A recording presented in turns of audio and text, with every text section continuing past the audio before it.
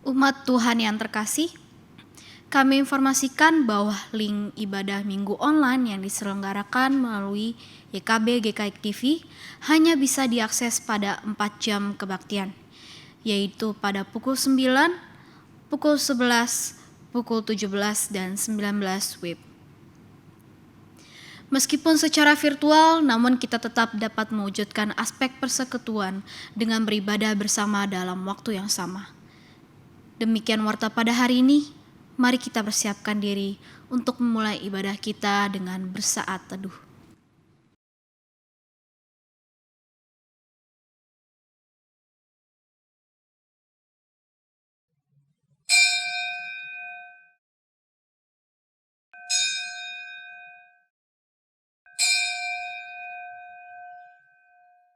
Umat terkasih, selamat hari Minggu. Kita bersyukur atas kasih setia Tuhan yang mengalir sepanjang minggu ini. Kasih setia Tuhan selalu dinyatakan atas kehidupan umatnya sejak dahulu, sekarang, dan sampai selamanya. Dan dalam rasa syukur itu, mari kita masuki rumahnya dengan sukacita menyanyikan kasih setianya.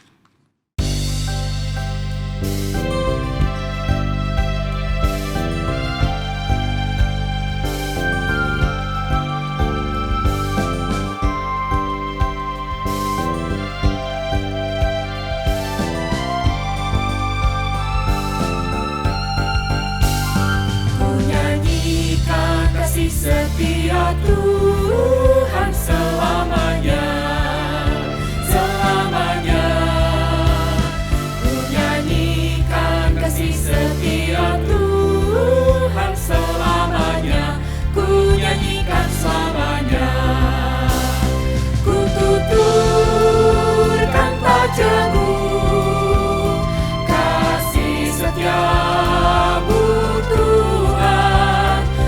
Tuturkan padamu kasih setiamu turun-temurun. Ku nyanyikan kasih setia Tuhan selamanya, selamanya. Ku nyanyikan kasih setia Tuhan selamanya, ku nyanyikan selamanya.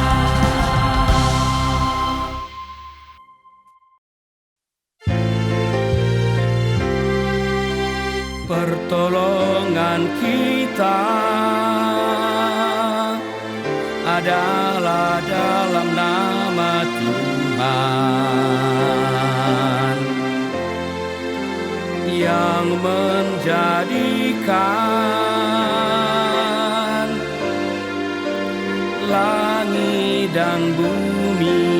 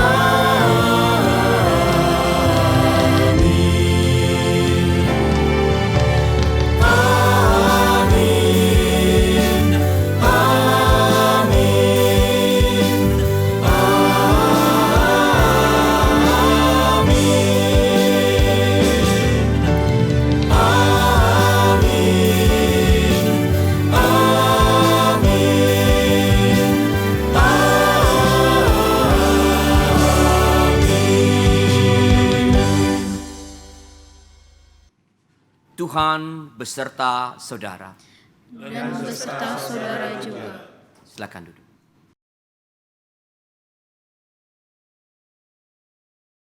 Umat terkasih, kita semua rasanya sepakat untuk menyatakan bahwa Allah adalah Allah yang berbelas kasih. Allah yang senantiasa menyatakan kasih-Nya bagi setiap manusia tanpa terkecuali. Dan hari ini kita akan melihat bagaimana Allah berbelas kasih kepada Matius, pemungut cukai yang kala itu dijauhi dan dianggap sebagai pendosa karena profesinya. Melalui tema belas kasih Allah, kita akan disapa dan diingatkan akan kasih-Nya yang besar yang selalu hadir bagi setiap yang membutuhkan. Ia hadir bagi setiap kita yang rapuh dan penuh dengan keterbatasan. Jika Allah dalam kasih-Nya hadir bagi kita, maka panggilan kita pun sebagai anak-anak-Nya adalah untuk menyatakan kasih-Nya itu bagi orang-orang yang terpinggirkan, ditolak, dan dianggap berdosa. Sehingga bukan hanya kita yang merasakan belas kasih itu, orang lain pun dapat merasakan hal yang sama dan melaluinya Allah dimuliakan. Saudara-saudara, sudahkah kita mewujudkan kasih Allah bagi sesama kita? Marilah kita berdoa.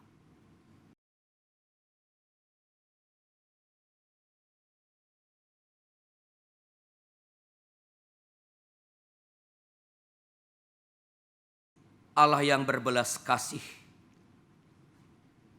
Engkau adalah Allah yang telah memilih kami bahkan sebelum dunia dijadikan. Engkau mengutus putramu Yesus Kristus untuk menyelamatkan kami dan menjadikan kami sepenuhnya sebagai anak-anak-Mu. Namun ya Allah, sebagai anak-anak-Mu, kami kadangkala tidak sungguh-sungguh mengenali-Mu. Engkau adalah Allah yang penuh kasih, tetapi kami terkadang enggan meneladan-Mu dan enggan hidup menyatakan kasih-Mu. Kami abai pada sesama kami. Kami abai pada mereka yang terpinggirkan. Kami abai pada mereka yang membutuhkan. Ampuni kami, ya Allah. Kasihanilah kami. Kami mohon rahmat dan pengampunan-Mu, sehingga diri yang tidak baik menjadi baik, yang keji menjadi bersih, yang nista menjadi putih. Dan di dalam diri yang pulih, kami mendapatkan kekuatan untuk mengalami perjumpaan dengan-Mu, meneladani Engkau, dan terus menyatakan kasih-Mu di tengah-tengah dunia ini. Dalam nama Yesus Tuhan kami naikkan doa permohonan kami ini. Amin.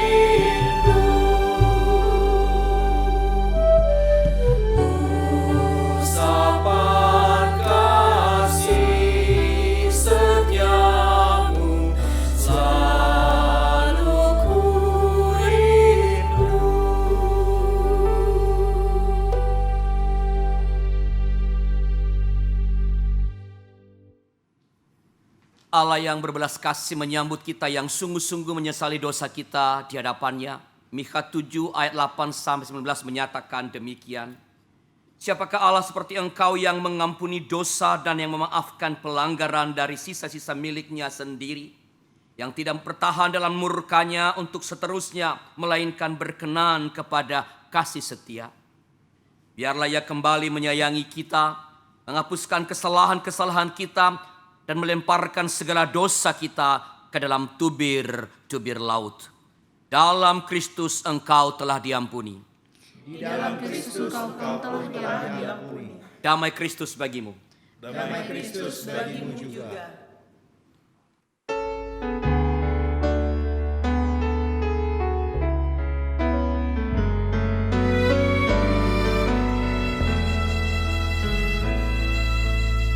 Ya Allah, kasih-Mu besar, lebih besar dari segala, tiada terduga dalamnya, tiada terjangkau luasnya. Ya Yesus, kasih-Mu besar, lebih besar dari segala, hidup kekal Engkau beri, dan aku hidup berseri. Dalam doa aku bersyukur atas limpah kasih-Mu. Ajar aku mengasihi-Mu dan sesama manusia.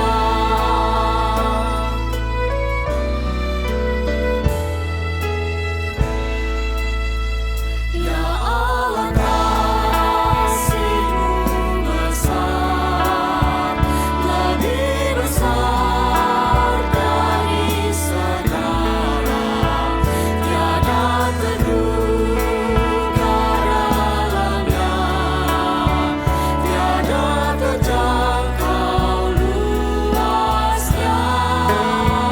Ya Yesus, kasih-Mu besar, lebih besar dari segala, hidup kekal Engkau beri, dan aku hidup berseri. Dalam doa aku bersyukur atas limpah kasih-Mu. Ajar aku mengasihi-Mu dan sesama manusia. Ya Allah, kasih-Mu besar, lebih besar dari segala, tiada terduga dalamnya, tiada terjangkau luasnya. Ya Yesus, kasih-Mu besar, lebih besar dari segala, hidup kekal Engkau beri, dan aku hidup berseri, dan aku hidup berseri, dan aku hidup berseri.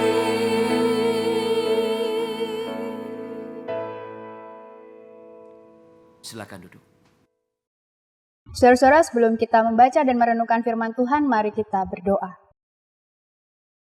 Kiranya damai sejahtera Allah menguasai hati dan pikiran kami, agar kami dapat mengerti dan memahami firman-Mu yang hendak kami baca dan renungkan bersama-sama. Kiranya Roh Allah yang kudus menuntun dan menolong kami untuk kami dapat melakukan firman ini di dalam kehidupan kami sehari-hari. Amin.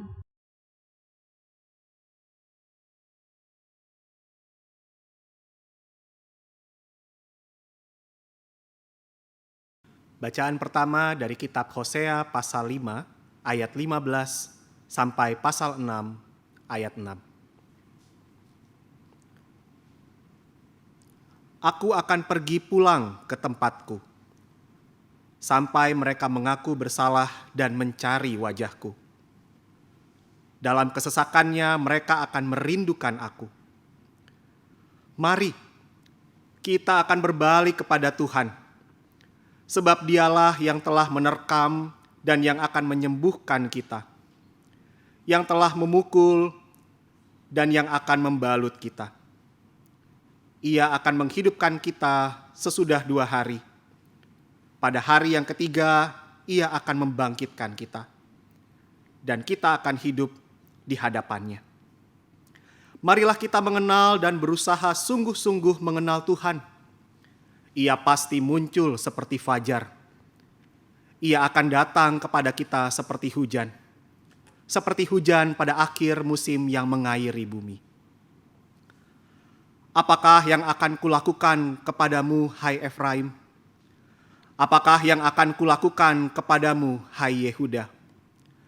Kasih setiamu seperti kabut pagi, dan seperti embun yang hilang pagi-pagi benar. Sebab itu aku telah meremukkan mereka dengan perantaraan nabi-nabi. Aku telah membunuh mereka dengan perkataan mulutku, dan hukumku keluar seperti terang. Sebab aku menyukai kasih setia dan bukan korban sembelihan, dan menyukai pengenalan akan Allah lebih daripada korban-korban bakaran. Demikianlah sabda Tuhan. Syukur kepada Allah.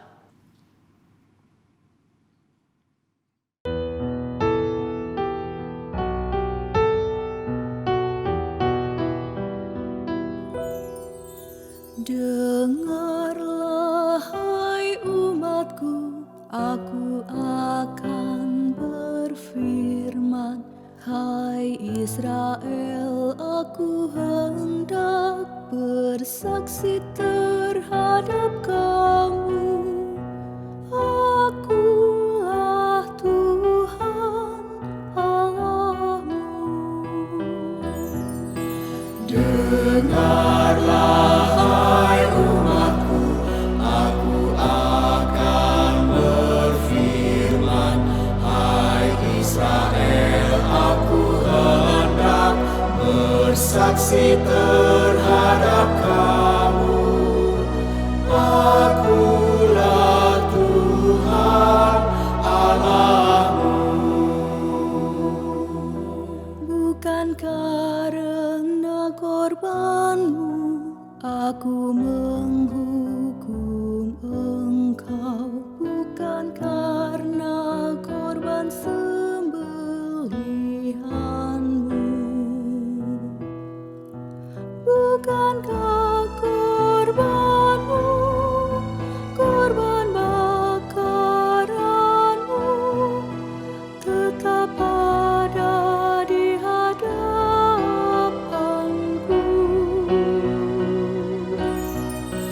Dengarlah hai umatku, aku akan berfirman.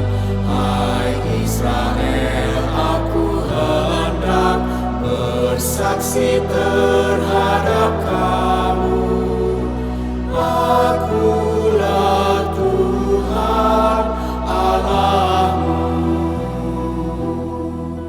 Tidak usah ku mengambil lembu dari rumahmu, atau kambing jantan dari kandangmu.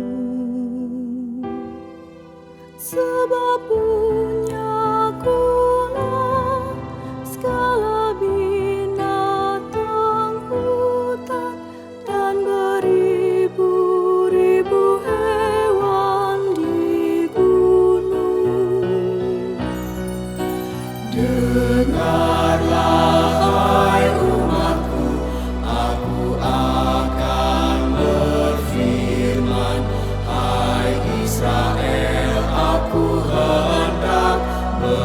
bersaksi terhadap kamu. Akulah Tuhan Allahmu. Ku kenal segala burung yang terbang di udara, yang di padang ada dalam kuasaku. Jika aku lapar, tak usah ku katakan, sebab dunia dan isinya milikku.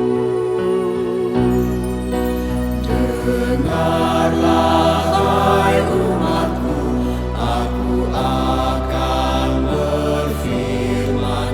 Hai Israel, aku hendak bersaksi terhadap kamu. Akulah Tuhan Allahmu. Daging lembu jantankah yang aku makan, atau darah kambing jantan ku minum? Persembahkan syukur sebagai korban, bayar nazarmu pada Yang Maha Tinggi. Berseru kepadaku di waktu kesesakan, kau kuluputkan dan kau muliakanku. Dengarlah hai umatku, aku akan berfirman. Hai Israel, aku hendak bersaksi terhadap kamu. Akulah Tuhan Allahmu.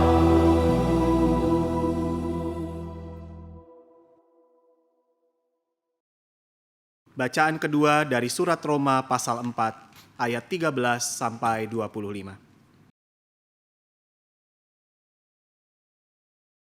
Sebab bukan karena hukum Taurat telah diberikan janji kepada Abraham dan keturunannya bahwa ia akan memiliki dunia, tetapi karena kebenaran berdasarkan iman. Sebab jika mereka yang mengharapkannya dari hukum Taurat menerima bagian yang dijanjikan Allah, maka sia-sialah iman dan batallah janji itu. Karena hukum Taurat membangkitkan murka, tetapi di mana tidak ada hukum Taurat, di situ tidak ada juga pelanggaran. Karena itulah kebenaran berdasarkan iman, supaya merupakan kasih karunia, sehingga janji itu berlaku bagi semua keturunan Abraham, bukan hanya bagi mereka yang hidup dari hukum Taurat, tetapi juga bagi mereka yang hidup dari iman Abraham.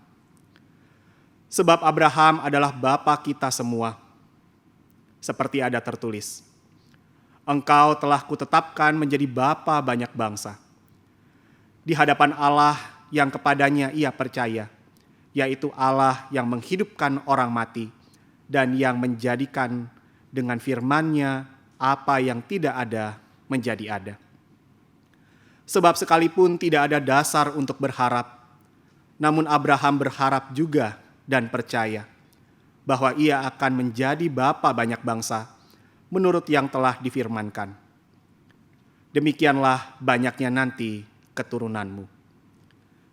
Imannya tidak menjadi lemah, walaupun ia mengetahui bahwa tubuhnya sudah sangat lemah, karena usianya telah kira-kira 100 tahun, dan bahwa rahim Sarah telah tertutup. Tetapi terhadap janji Allah ia tidak bimbang karena ketidakpercayaan. Malah ia diperkuat dalam imannya dan ia memuliakan Allah dengan penuh keyakinan bahwa Allah berkuasa untuk melaksanakan apa yang telah ia janjikan. Karena itu hal ini diperhitungkan kepadanya sebagai kebenaran.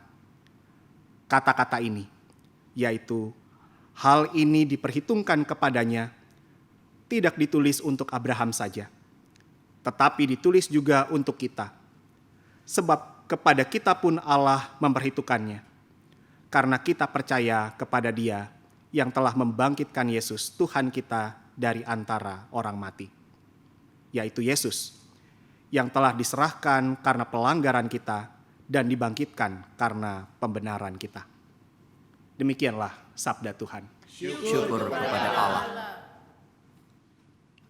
Saudara, mari kita membaca Injil Tuhan Yesus Kristus menurut Matius pasal 9, ayat 9 hingga 13, dilanjutkan ayat 18 hingga 26. Setelah Yesus pergi dari situ, ia melihat seorang yang bernama Matius duduk di rumah cukai. Lalu ia berkata kepadanya, "Ikutlah aku." Maka berdirilah Matius lalu mengikut dia. Kemudian ketika Yesus makan di rumah Matius, datanglah banyak pemungut cukai dan orang berdosa dan makan bersama-sama dengan dia dan murid-muridnya. Pada waktu orang Farisi melihat hal itu, berkatalah mereka kepada murid-murid Yesus, "Mengapa gurumu makan bersama-sama dengan pemungut cukai dan orang berdosa?" Yesus mendengarnya dan berkata, "Bukan orang sehat yang memerlukan tabib, tetapi orang sakit. Jadi pergilah dan pelajarilah arti firman ini. Yang ku kehendaki ialah belas kasihan dan bukan persembahan. Karena aku datang bukan untuk memanggil orang benar, melainkan orang berdosa." Sementara Yesus berbicara demikian kepada mereka, datanglah seorang kepala rumah ibadat, lalu menyembah dia dan berkata, "Anakku perempuan baru saja meninggal, tetapi datanglah dan letakkanlah tanganmu atasnya, maka ia akan hidup." Lalu Yesus pun bangunlah dan mengikuti orang itu bersama-sama dengan murid-muridnya. Pada waktu itu seorang perempuan yang sudah 12 tahun lamanya menderita perdarahan, maju mendekati Yesus dari belakang dan menjamah jumbai jubahnya. Karena katanya dalam hatinya, "Asal ku jamah saja jubahnya, aku akan sembuh." Tetapi Yesus berpaling dan memandang dia serta berkata, "Teguhkanlah hatimu, hai anakku. Imanmu telah menyelamatkan engkau." Maka sejak saat itu, sembuhlah perempuan itu. Ketika Yesus tiba di rumah kepala rumah ibadat itu dan melihat peniup-peniup seruling dan orang banyak ribut, maka berkatalah ia, "Pergilah, karena anak ini tidak mati, tetapi tidur." Tetapi mereka menertawakan dia. Setelah orang banyak itu diusir, Yesus masuk dan memegang tangan anak itu, lalu bangkitlah anak itu. Maka tersiarlah kabar tentang hal itu ke seluruh daerah itu. Demikianlah firman Tuhan. Berbahagialah setiap kita yang bukan hanya membaca, merenungkan, tetapi juga melakukan firman Tuhan di dalam kehidupan kita sehari-hari. Haleluya.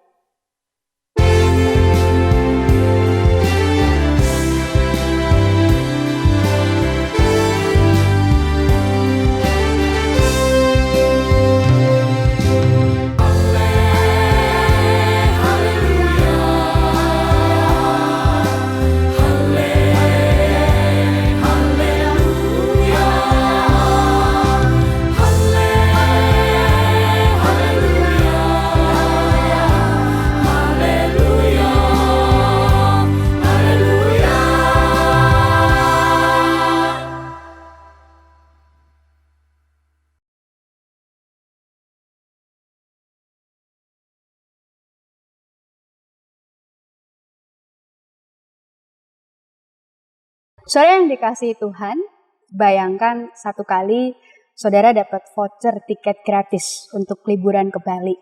Jumlahnya ada 10 tiket. Dan tiket itu nggak bisa saudara jual atau saudara tukar dengan uang. Jadi memang harus saudara pergunakan untuk pergi berlibur benar-benar. Kira-kira siapa yang akan saudara ajak untuk pergi bersama dengan saudara, menikmati tiket gratis itu? Saya yakin saudara pasti akan mencari siapa yang paling cocok di antara orang-orang terdekat. Kita pasti punya kriteria. Tidak mungkin kita memilih orang yang tidak dikenal, tidak mungkin kita pilih orang yang kita tidak dekat, atau kita tidak cocok, apalagi orang yang jelas-jelas kita tahu dia berseberangan dengan kita. Ini baru soal pergi liburan, saudara. Belum lagi hal-hal yang jauh lebih serius ketika kita memilih siapa orang yang akan bekerja bersama dengan kita, siapa orang yang akan ada dalam satu tim pelayanan, satu tim kepanitiaan, siapa orang yang mau kita terima dalam komunitas persekutuan kita. Saudara, secara naluri manusia, kita semua memang pasti akan cenderung memilih orang-orang yang bisa kita terima dalam lingkup pergaulan kita.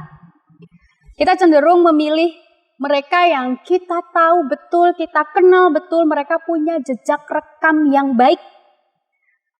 Kita akan pilih orang-orang yang memang kita tahu bahwa dia itu image-nya selama ini di kalangan banyak orang, dia dikenal sebagai orang yang baik. Image-nya positif. Jarang orang mau menerima kalau kita tahu bahwa orang itu troublemaker. Orang itu suka bikin masalah. Karena umumnya ada dua hal yang seringkali menjadi kekhawatiran kita.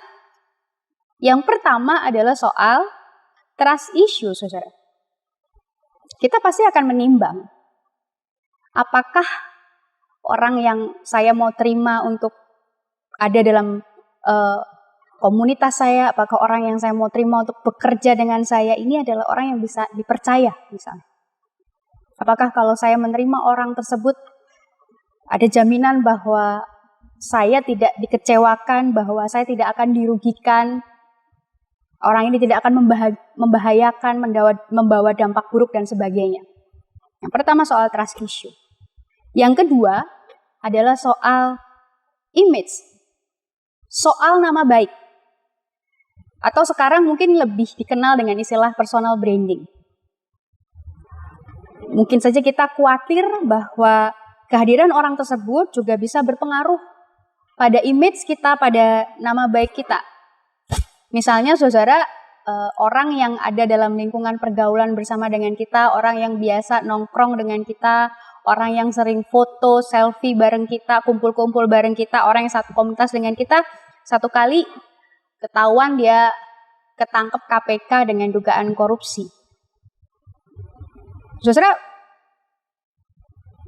mungkin orang-orang yang ada dalam satu komunitasnya, orang-orang yang ada dalam satu lingkungan pergaulan dengan dia juga bisa terkena dampaknya.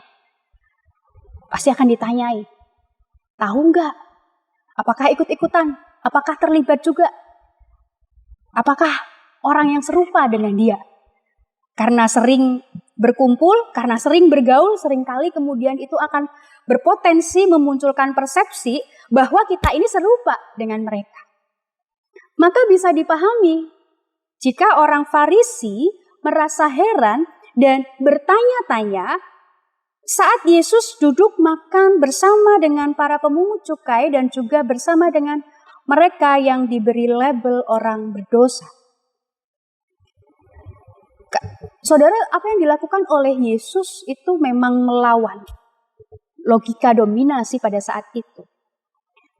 Apa yang dilakukan Yesus berbeda dari kebanyakan pemikiran orang. Saudara, Yesus memilih untuk makan bersama dengan para pemungut cukai dan orang-orang yang dilabel berdosa. Pemungut cukai adalah salah satu kelompok profesi dalam masyarakat Yahudi yang mendapat label orang berdosa. Ini salah satu kelompok profesi yang image-nya itu sudah jelek. Image-nya buruk. Mereka ini dianggap sebagai musuh bersama. Mereka ini dianggap sebagai public enemy. Kenapa? Karena para pemungut cukai ini, saudara, mereka dianggap sebagai antek-antek asing, antek-antek penjajah, yaitu bangsa Romawi. Mereka dianggap lebih pro Romawi dibanding punya nasionalisme yang kuat. Karena untuk jadi pemungut cukai, mereka harus semacam punya surat izin dari pemerintah Romawi. Dan oleh karena itu mereka harus punya koneksi yang kuat dan relasi yang erat dengan pemerintah Romawi. Nah, dan keberadaan mereka seringkali justru menyengsarakan bangsanya sendiri. Karena tidak jarang oknum-oknum pemungut cukai itu mereka menarik pajak atau cukai dengan nominal yang tinggi dan tidak wajar. Kemudian pajak itu disetorkan kepada pemerintah Romawi dan tentu saja pajak yang disetorkan bukan dipakai untuk membangun fasilitas umum atau mensejahterakan masyarakat, tapi seringkali dipakai untuk memperkaya para pejabat sendiri. Dan tidak jarang dalam pemungutan cukai itu mungkin menggunakan cara-cara yang merampas atau memaksa, bahkan mungkin melakukan kekerasan. Ya mungkin tidak semua pemungut cukai seperti itu, hanya oknum tertentu. Tetapi banyak, sehingga memunculkan stereotip bahwa pemungut cukai itu adalah musuh bersama, pemungut cukai itu adalah orang berdosa. Saudara, dalam kisah ini Yesus bukan hanya memanggil Matius untuk mengikut dia. Dia bahkan makan bersama dengan kumpulan pemungut-pemungut cukai yang lainnya. Memanggil Matius untuk mengikut dia menjadi muridnya itu adalah satu hal. Tapi makan bersama dengan Matius dan juga teman-temannya yang lain itu adalah hal yang sangat berbeda. Andai saja Yesus hanya memanggil Matius, hanya menarik Matius dari pekerjaan lamanya, menarik Matius dari pergaulannya bersama dengan pemungut cukai dan orang-orang berdosa, Yesus mungkin justru mendapat apresiasi. Yesus mungkin justru dipuji, dihargai karena telah berhasil mengajak orang untuk berubah dari dosanya. Tetapi di sini Yesus bahkan makan bersama dengan pemungut cukai dan orang-orang berdosa. Di mata masyarakat pada waktu itu, saudara, duduk makan bersama itu adalah sesuatu yang penting sekali, punya makna yang mendalam. Karena duduk makan bersama itu melibatkan keterikatan yang jauh lebih erat dibandingkan perspektif kita sekarang. Makan bersama itu tidak sekedar menikmati makan makanan yang sama atau tidak sekedar minum minuman yang sama di meja yang sama, saudara. Makan bersama itu berarti bergaul bersama, berbagi nilai hidup, sikap, kebiasaan, bertukar pikiran. Hanya orang-orang dekat yang biasanya akan makan bersama. Dan kita tahu Yesus seringkali memanfaatkan jamuan makan sebagai sarana untuk ngobrol, untuk bertukar pikiran dengan banyak orang, bahkan untuk mengajar mereka. Dan dalam hal ini perjamuan makan di rumah Matius, saudara, mungkin persoalannya bisa menjadi lebih rumit karena teman-teman Matius di sana yang hadir mungkin juga banyak bukan dari kalangan orang Yahudi. Orang-orang yang dari orang-orang asing yang mungkin mereka tidak melaksanakan adat istiadat orang Yahudi termasuk dalam hal soal makan. Tidak menaati hukum, tidak memberlakukan hukum kosher atau hukum tentang makanan yang halal dan haram. Dan apa yang mereka nikmati mungkin jauh sekali dari adat istiadat Yahudi, menabrak adat istiadat Yahudi. Dan buat orang Farisi ini sesuatu yang mengagetkan karena mendapati seorang Yesus yang adalah seorang rabi duduk di tengah kerumunan-kerumunan seperti itu. Bagi mereka, Yesus tidak seharusnya makan bersama dengan orang-orang yang berdosa itu. Namun kenyataannya, Yesus tetap makan bersama, dia berbagi sukacita dengan mereka, dia bergaul dengan mereka, dia menawarkan persekutuan dengan mereka yang dilabel sebagai orang berdosa. Saudara yang dikasihi Tuhan, sikap ini jelas berbeda dengan sikap kita kebanyakan yang memilih untuk menjauh dan menghindari orang-orang yang mungkin kita tahu mereka dilabel sebagai orang bermasalah, orang-orang yang image-nya negatif, orang-orang yang dianggap pendosa. Bahkan kita dalam komunitas gereja pun juga bisa jadi seperti itu, saudara. Kadang-kadang kita hanya menerima orang-orang yang hidupnya sudah benar, orang-orang yang level pemahaman imannya sama dengan kita. Jarang gereja betul-betul menjadi sebuah rumah, tempat di mana orang-orang yang sakit secara rohani dipulihkan.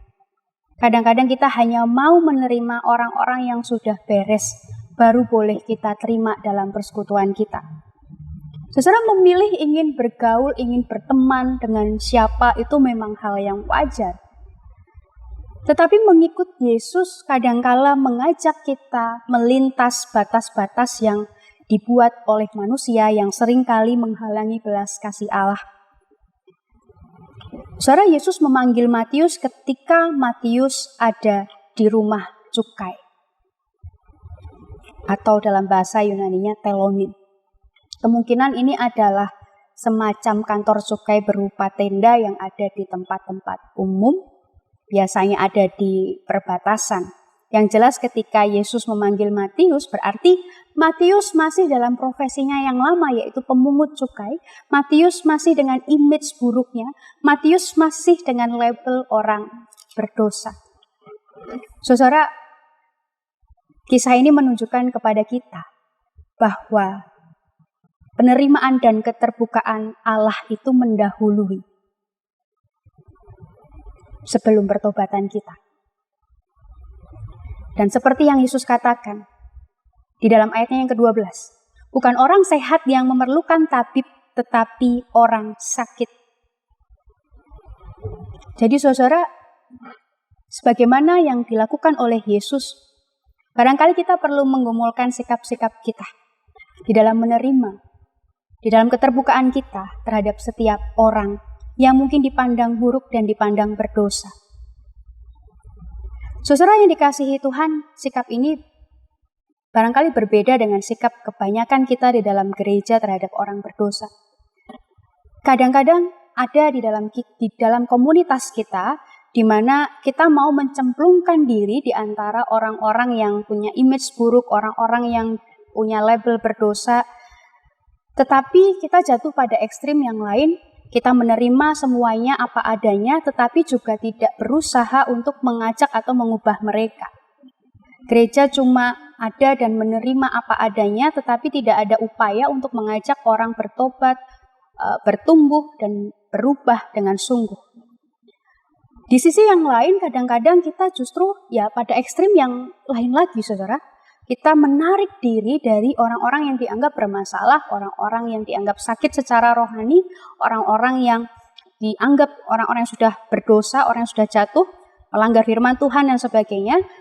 Kita justru menjauh dari mereka, kita hanya berfokus pada komunitas kita sendiri yang kita anggap baik, yang kita anggap benar, dan sehingga kita menutup diri dari yang lainnya, saudara. Jelas ini berbeda dengan apa yang dikerjakan oleh Yesus. Dia tidak menunggu, dia tidak menghindar, dia tidak menutup diri, tetapi dia justru mendatangi, dia justru menjangkau dan menawarkan persekutuan kepada mereka yang jauh dari kasih Allah.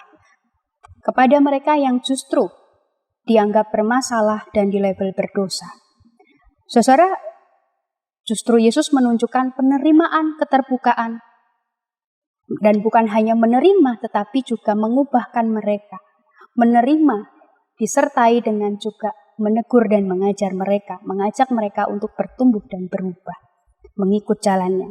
Saudara, mengikut Yesus kadang-kadang mengajak kita untuk mengambil langkah berbeda, mengajak kita untuk melawan arus. Saudara yang dikasihi Tuhan, apa yang mendorong Yesus untuk mengambil inisiatif, memanggil Matius dan juga bergaul bersama dengan para pemungut cukai dan orang-orang berdosa? Kenapa Yesus mau? Kenapa Yesus mampu melangkahi semua batasan-batasan budaya untuk bisa mendapatkan orang-orang ini? Apa Yesus tidak takut dikecewakan? Apa Yesus tidak takut image-nya menjadi jelek? Apakah Yesus membiarkan perbuatan mereka? Saudara, jawabannya sederhana. karena dia punya belas kasihan. Seperti kata-kata Yesus di ayat 13, di mana kalimat ini, ucapan ini, mengutip dari Hosea 6 ayat 6, bahwa Allah jauh lebih menyukai kasih setia. Di dalam Hosea 6 ayat 6 dikatakan, sebab aku menyukai kasih setia dan bukan korban sembelihan, dan menyukai pengenalan akan Allah lebih daripada korban-korban bakaran. Saudara yang dikasihi Tuhan, Tuhan tahu bahwa manusia itu bisa mengecewakan, tetapi Allah di dalam Yesus masih menaruh harapan. Perikop ini saudara mengingatkan saya akan satu lagu ini. Mungkin saudara juga pernah tahu lagu ini. Apakah buku diri ini harus selalu hitam pekat? Apakah dalam sejarah orang mesti jadi pahlawan? Sedang Tuhan di atas sana tak pernah menghukum. Dengan sinar matanya yang lebih tajam dari matahari. Kemana kasirnya nurani embun pagi yang biasanya ramah kini membakar hati. Apakah bila terlanjur salah akan tetap dianggap salah? Tak ada waktu lagi benahi diri, tak ada tempat lagi untuk kembali. Saudara, belas kasih Allah adalah tanda bahwa Allah menaruh percaya, bahwa Allah menaruh harapan pada saudara dan saya. Allah tahu, Allah percaya, dan Allah berharap bahwa manusia seburuk apapun itu, seburuk apapun kita, segagal apapun kita, saudara, kita masih punya kesempatan untuk bertobat dan berubah. Selama kita mau membuka hati kita untuk menerima belas kasih Allah di dalam kehidupan kita. Belas kasih Allah menunjukkan bahwa ia mau mengambil resiko kalau nanti dikecewakan kembali. Manusia memang bisa mengecewakan, tetapi cinta Allah lebih besar daripada ketakutannya untuk dikecewakan. Keinginan Allah untuk menunjukkan belas kasih-Nya jauh lebih besar dari kerasnya hati manusia yang berdosa. Saudara, Allah ingin kita menunjukkan belas kasih dan kemurahan Allah kepada orang-orang yang dianggap berdosa. Bukan sebaliknya, malah menjadi hakim. Justru kita diajak untuk mempertemukan mereka yang jauh dari kasih Allah, supaya mereka justru merasakan kasih Allah yang membawa damai sejahtera, meneguhkan, memulihkan, dan juga membawa sukacita. Saudara, inilah yang membedakan Yesus dengan orang-orang Farisi. Berusaha hidup benar, menjaga integritas, berusaha hidup saleh, itu memang sesuatu yang penting. Tapi saudara, kadang-kadang menjadi orang benar, menjadi orang yang memegang teguh integritas dan hidup saleh itu kadang membuat kita lupa. Kadang-kadang membuat kita merasa seolah-olah kita ini sama sekali tidak punya dosa. Padahal ketika kita berpikir demikian, saudara, di saat yang bersamaan sebetulnya kita sedang berdosa. Dosa orang baik adalah menyombongkan kebaikannya.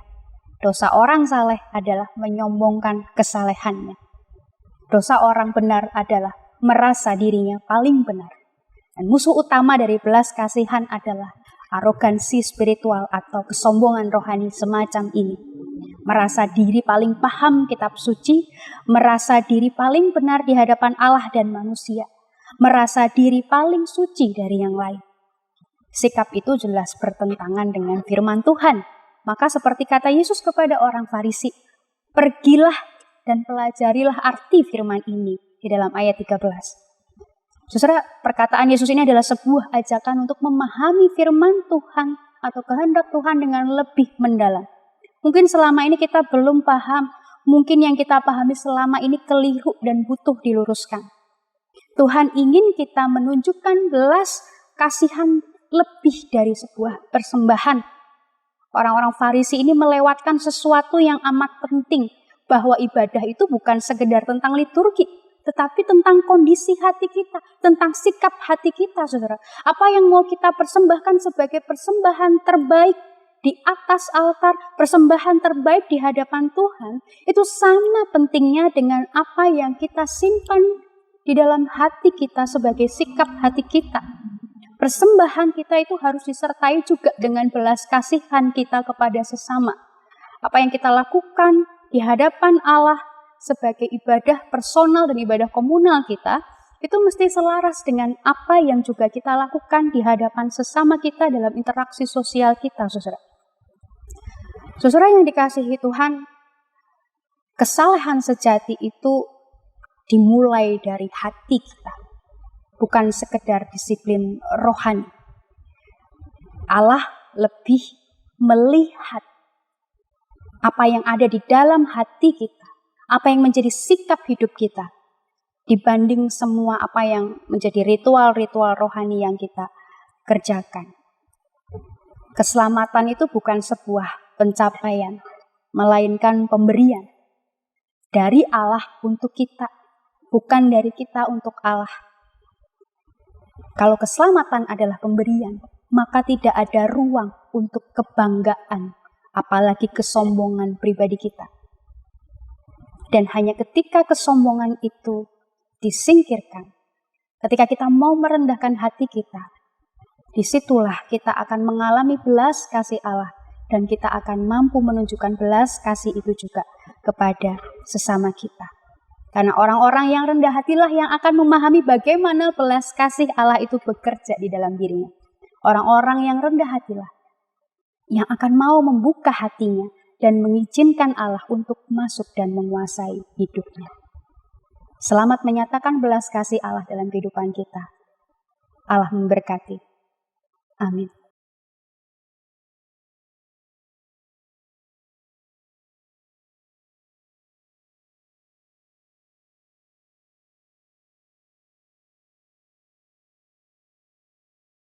Marilah kita bersama dengan umat Allah di masa lalu, masa kini, dan masa depan, mengingat janji baptisan kita dengan menyanyikan lagu pengakuan iman rasuli.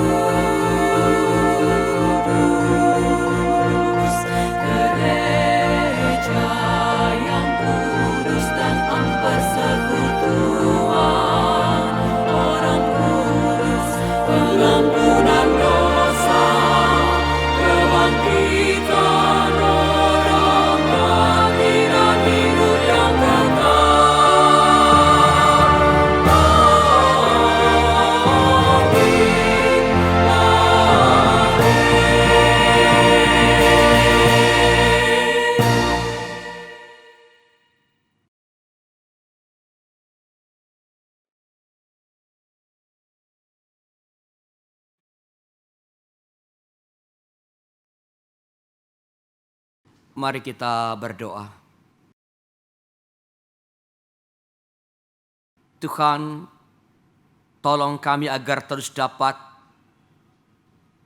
berbelas kasih kepada sesama kami, utamanya saudara-saudara kami yang terpinggirkan dalam hidup ini. Mereka yang diperlakukan dengan tidak adil, mereka yang didiskriminasi karena perbedaan-perbedaan tertentu. Jadikan kami alat untuk boleh menjadi sahabat bagi mereka. Sahabat untuk berjuang agar perlakuan-perlakuan yang diskriminatif dapat segera diakhiri. Dan semua orang, semua warga boleh menghormati satu dengan yang lain sebagai sesama makhluk yang telah Engkau ciptakan menurut gambar-Mu. Ya Tuhan, kami berdoa bagi gereja-Mu. Berkatilah gereja-Mu di mana-mana pun, supaya semakin bergiat dalam melakukan karya-karya pewartaan Injil. Sehingga dengan demikian kehidupan boleh berubah dari yang jahat menjadi baik, yang tidak adil menjadi adil, dari yang salah menjadi benar, dari yang korupsi menjadi hidup jujur. Karena kami percaya dengan pewartaan Injil Kerajaan Allah, orang-orang yang mendengarkannya akan mengalami perubahan-perubahan dalam hidup mereka. Ya Tuhan, kami berdoa bagi bangsa kami. Berkati bangsa kami supaya bangsa kami boleh terus menjadi bangsa yang memperjuangkan keadilan bagi seluruh warga bangsa ini. Supaya semakin sedikit dan kalau mungkin ialah semakin tidak ada lagi lah orang-orang yang berada di bawah garis kemiskinan. Mereka yang mesti betul-betul berjuang ekstra keras untuk sekadar mendapatkan makan dan minum. Jadikan gereja-Mu, orang-orang yang percaya kepadamu sebagai Allah dalam tangan Tuhan, untuk berbagi makanan kepada mereka yang memerlukan. Kami berdoa bagi Yayasan Komunikasi Bersama YKB. Engkau berkati ya Allah supaya pewartaan Injil melalui media sosial ini, melalui media-media yang tersedia di YKB boleh berlangsung dengan baik. Engkau kirim terus ya Allah orang-orang yang mendukung pewartaan Injil ini, pekabaran Injil ini, supaya lewat tayangan-tayangan yang dihasilkan banyak orang yang boleh mendengarkan nama-Mu, mengenal Engkau, mencari Engkau, dan oleh itu boleh melalui perjumpaan dengan Tuhan yang selalu siap untuk menanti setiap orang itu datang mendekat dan mengalami keselamatan. Inilah doa kami Tuhan, sempurnakanlah, karena semua ini kami naikkan kepadamu dalam nama-nama Tuhan kami Yesus yang telah mengajarkan kami berdoa. Bapa kami yang di sorga, dikuduskanlah nama-Mu, datanglah kerajaan-Mu, jadilah kehendak-Mu di bumi seperti di sorga. Berikanlah kami pada hari ini makanan kami yang secukupnya, dan ampunilah kami akan kesalahan kami, seperti kami juga mengampuni orang yang bersalah kepada kami. Dan janganlah membawa kami ke dalam pencobaan, tetapi lepaskanlah kami dari yang jahat, karena Engkau yang punya kerajaan dan kuasa dan kemuliaan sampai selama-lamanya. Amin.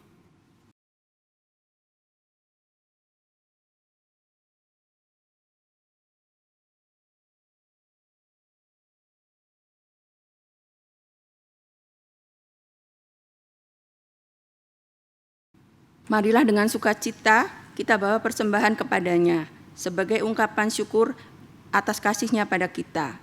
Mazmur 136 ayat 2 menyatakan, bersyukurlah kepada Allah segala Allah, bahwasanya untuk selama-lamanya kasih setia-Nya. Saudara-saudara dapat mengirim persembahan ke rekening gereja masing-masing.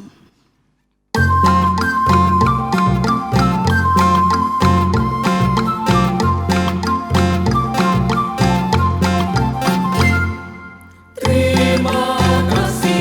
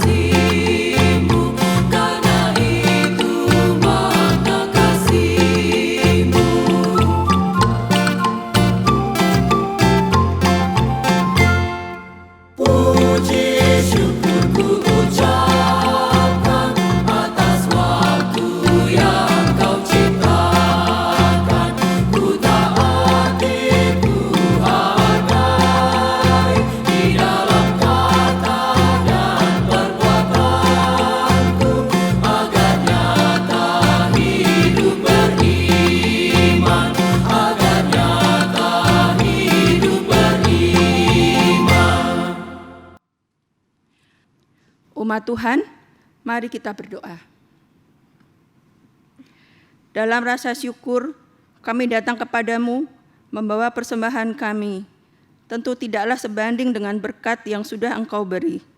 Tapi biarlah persembahan ini menjadi wujud komitmen kami sebagai anak-anak Tuhan dan respon atas kasih-Mu yang begitu besar bagi kami. Kami berdoa juga untuk majelis jemaat yang akan mengelolanya. Kiranya Tuhan memberkati agar persembahan ini dapat digunakan untuk menyatakan kasih Allah bagi setiap orang yang membutuhkan. Dalam Kristus kami berdoa dan bersyukur. Amin.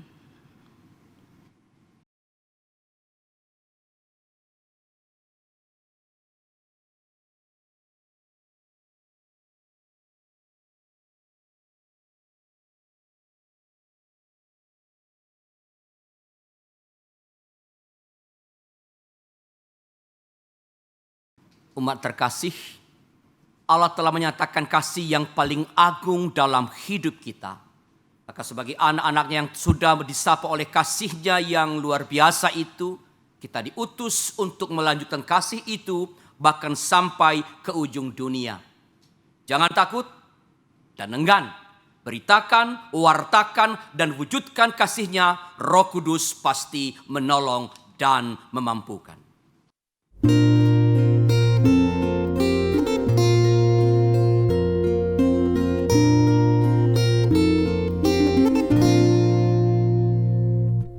Kasih paling agung dari Tuhanku,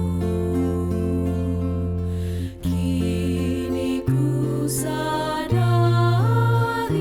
di dalam hatiku. Yesus Maha Kasih dan Maha Kudus, korbankan dirinya agar ku ditebus. Dia menaklukkan maut dan dosaku. Dia memberikan segalanya untukku.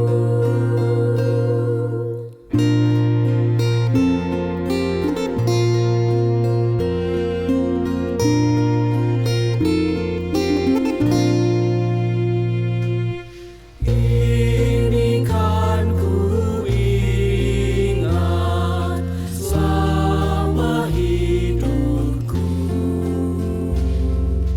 takkan ku lupakan sepanjang umurku.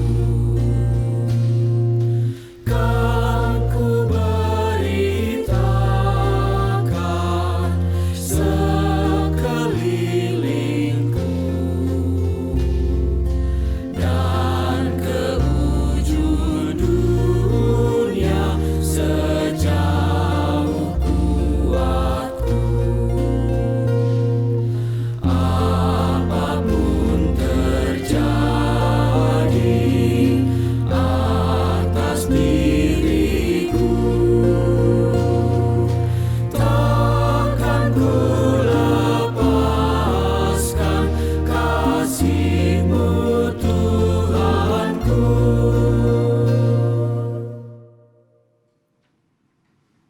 Saudara, arahkanlah hatimu kepada Tuhan. Kami mengarahkan hati kami kepada Tuhan. Jadilah saksi Kristus. Terpujilah Tuhan. Kini dan selamanya. Kini terimalah berkat Tuhan.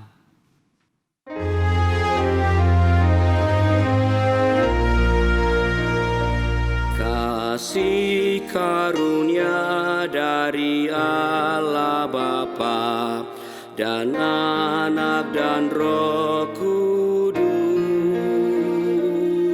kiranya beserta kamu sekalian sekarang dan selamanya.